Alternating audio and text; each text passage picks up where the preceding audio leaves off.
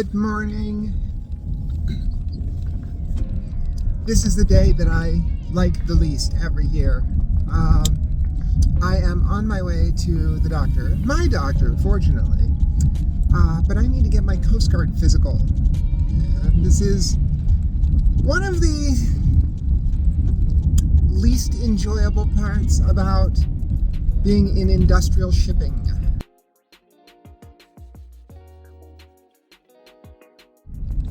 There are, and I tell people, and I'm not even sure if this is true because I don't genuinely know what pilots have to go through, but it for whatever reason, because of how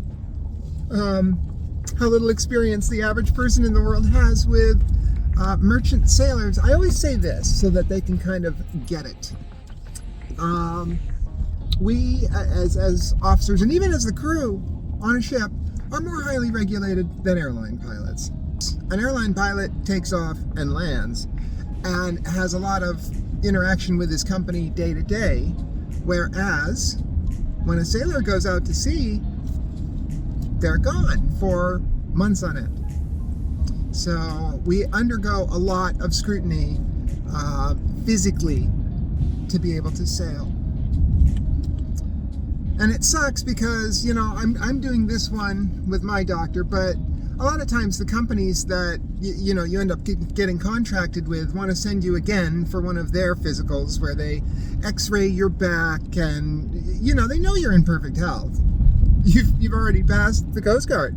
But what they're doing is they are getting a baseline on you so that if anything were to go wrong, they can figure out what they will have to pay in workman's comp and what they won't. So basically they're using your body to incriminate you either now or later.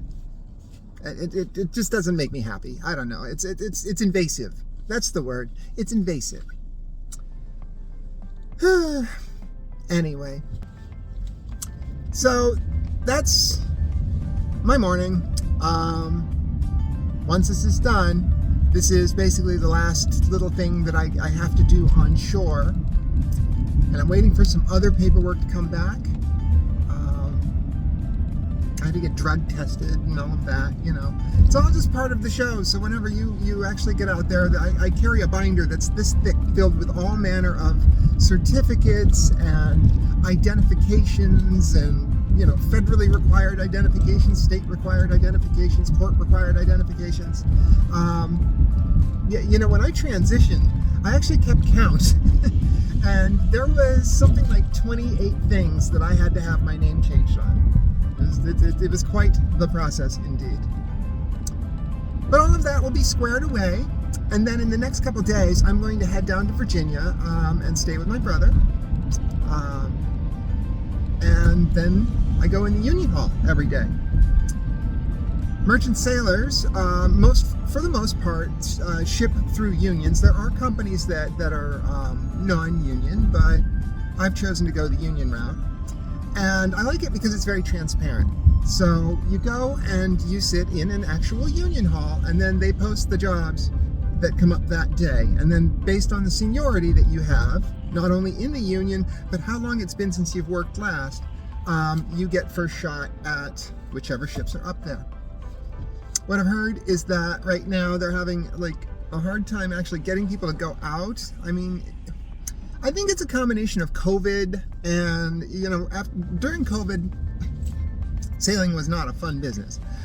You basically were restricted to the ship, and, it was just a very stressful time. In the very early stages of COVID, we actually had people get very, very sick on board. And when you're out there, some circumstances, I'm the doctor, right? I'm the medical person in charge. So that's it. It's not like we can just helicopter you off and send you home. You're out there until we can get you to shore, which can sometimes be days. So I think that really kind of worried some people. Other people just didn't want to get vaccinated. They for whatever reason, they decided to retire. And so there is a dearth of people willing to go out on the ships right now. So I'm not expecting to spend too much time in the union hall. I think that I should get out pretty quickly. my hope. I actually do have kind of a hope in my mind of what kind of ship I'm going to get. On the trip around the world that I did last year, I was on a car carrier, and I find car carriers to just be generally chaotic in so many different ways. I didn't necessarily enjoy how the cargo worked on those, and so I'm really hoping that I can go back to a container ship. I hope I can go back to a familiar container ship, which would be really cool.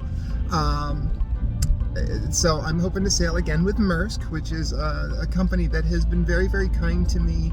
I really like Maersk because they're very pro LGBTQ, which, you know, is kind of a strange thing for a shipping company, because I feel like shipping is like literally the oldest boys club in the world. So for them to be so actively affirmative about inclusion and recognition of our community, I think is just really cool, and it's attractive to me, and so I want to ship with them. I'm hoping to get a container ship that is going to be on the North Atlantic, going back and forth along the route that essentially the Titanic took at essentially the same time. Back and forth between the east coast of the United States, maybe Texas, and then go across through the English Channel into Rotterdam, Antwerp, and Germany. That was the route that I've been on a couple times before, and I just really enjoy it. It has a nice pace to it. You spend a week at sea on your way over, then you spend about a week in Europe going to all those different ports and working cargo. We spend a couple hours in port each time while they move the containers. And then it's a week back, and then you spend a week on the east coast of the United States, and that makes a 28-day circuit. You do 4 of those, and your contract is over. So that's my hope.